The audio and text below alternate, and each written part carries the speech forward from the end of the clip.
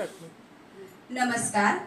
पेण शिक्षक सहकारी पतपेढीच्या शतकोत्सवानिमित्त बंध मैत्रीचे ग्रुप पनवेल तर्फे सादर करत आहोत स्वरचित गीत आणि गीताचे बोल आहेत हाय तिचा अभिमान ग हाय तिचा अभिमान.